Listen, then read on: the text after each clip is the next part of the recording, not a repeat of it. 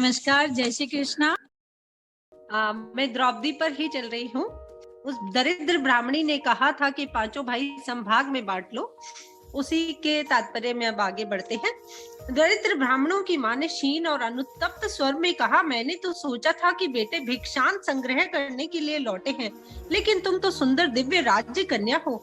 बड़े भाई ने नतमस्तक होकर कहा, माँ, ये द्रुपद नंदिनी राज कन्या कृष्णा है। स्वयंवर की शर्त के अनुसार तुम्हारे मध्यम पुत्र ने इसे जीता है और विवाह पूर्व तुम्हारा आशीर्वाद लेने आई है। माता के करुणामयी नेत्रों में जल भर आया। हे भगवान, ये क्या हुआ? मेरे मुंह से इतना अन्यथा आदेश क्यों निकल गया? जननी के वचन अगर अन्यथा करोगे तो पुत्रों तुम धर्म द्रोही बनोगे, और वचन का पालन करके द्रौपदी से विवाह करोगे तो द्रौपदी का अपमान होगा। इसकी लज्जा की सीमा भी नहीं रहेगी। हे ईश्वर, रक्षा करो। क्या करें कि वचन की रक्षा भी हो और धर्म भी रह जाए। बड़े भाई ने कहा, माँ, होगा क्या?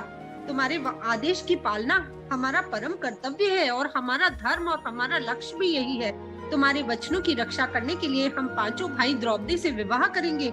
सुनते ही द्रौपदी अंगारे सी जल उठी।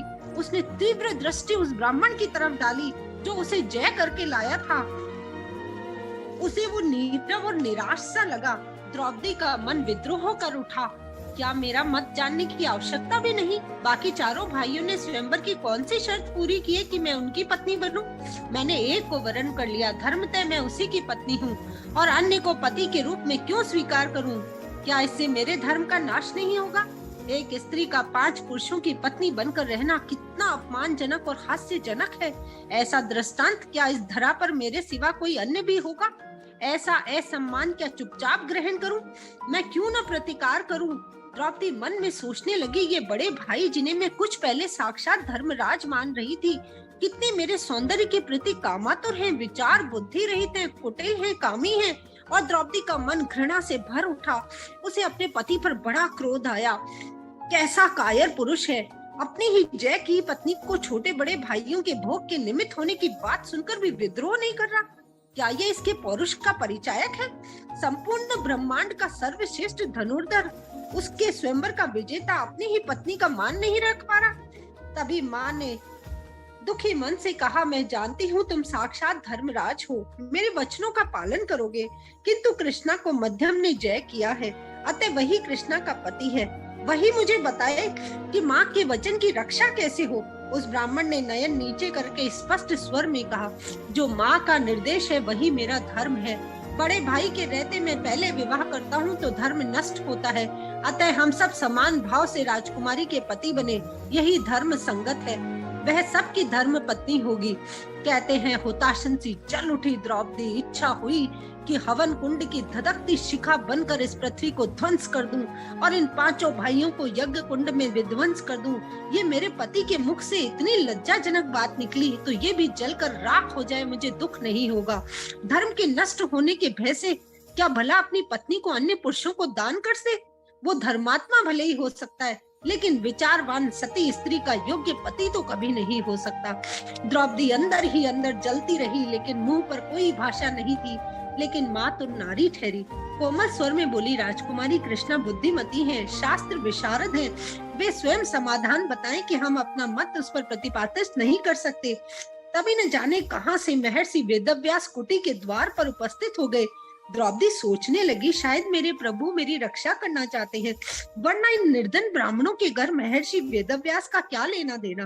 तभी ब्राह्मणों ने और माँ ने वेदव्यास जी को योग्य आसन देकर प्रणाम किया और अपनी समस्या सुनाई, विनती की कि कृपा कर समाधान करें, माँ के वचन की रक्षा भी हो जाए और राजकुमारी कृष्णा को पाप भी स्पर्श न करे। द्रौपदी मन ही मन प्रसन्न थी कि स्वयं व्यासदेव तो मेरे गुरु हैं, सही निर्णय देंगे। तभी व्यासदेव ने माँ से कहा, तुम तो जानती थी, मैंने ही कृष्ण के आदेश पर तुम्हें संदेश दिया था कि पुत्रों को स्वयंवर में भेजो। तुम जानती थी कि तुम्हारा मध्यम पुत्र ही स्वयंवर की शर्त जीत सकता है। तुम ये भी जानती थी कि पृथ्वी पर प्रलय आ जाए तुम्हारे पुत्र तुम्हारे आदेश का उल्लंघन नहीं करते। जो होना था वो हो चुका, अतः राजकुमारी कृष्णा पर ही सारी बातें नष्ट कर दी जाए। पति निर्वाचन की स्वाधीनता आर्य कन्या को पहले से ही मिली हुई है, वो स्वयं ही निर्णय ले। द्रौपदी चकित रह गई। उतने बड़े ब्रह्म ऋषि सारा दायित्व मुझ पर डालकर दोष मुक्त रहने को तत्पर है। माँ क्या चाहती है, बड़े भाई क्या चाहते हैं, इससे मुझे क्या लेना देना। मेरा पति तो एक है जिसने मुझे जीता है, उसे माँ के वचन को न मानने का पाप लगे या भाई के वचन को न मानने का लगे, मैं 5 पति क्यों ग्रहण करूं? क्या इससे मेरा कितना अपयश होगा? इस कालखंड में द्रौपदी से पतित कोई स्त्री होगी जो निंदित होगी, लांछित होगी, घृणित व्यक्तित्व की नारी होगी, और पृथ्वी के इतिहास में इससे कलंकित कोई नारी होगी? कलयुग में अनेक पुरुषों वाली भ्रष्टा नारी को इस युग की द्रौपदी कहकर लोग उपहास करेंगे, और औरों का धर्म रखने के लिए मैं भला निंदित क्यों हूँ? कैसी माँ है अपने वचन की रक्षा के लिए अपनी पुत्र वधु को पंचपति वरण करने की बात इंगित करती है।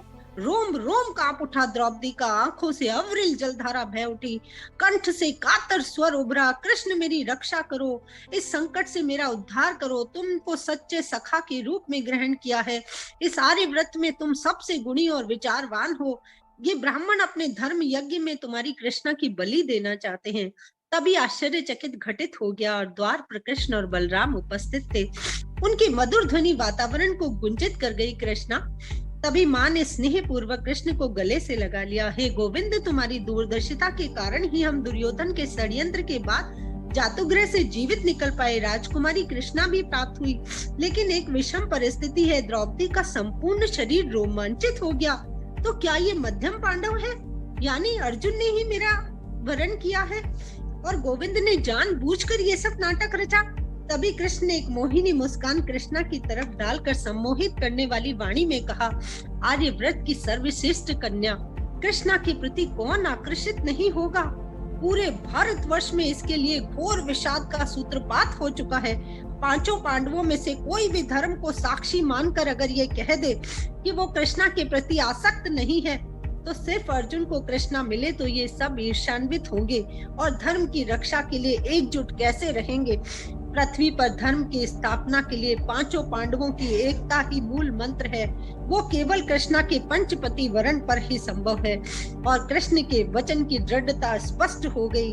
कृष्णा, महत्तर स्वार्थ के लिए शुद्ध स्वार्थ का त्याग करना ही पड़ता है।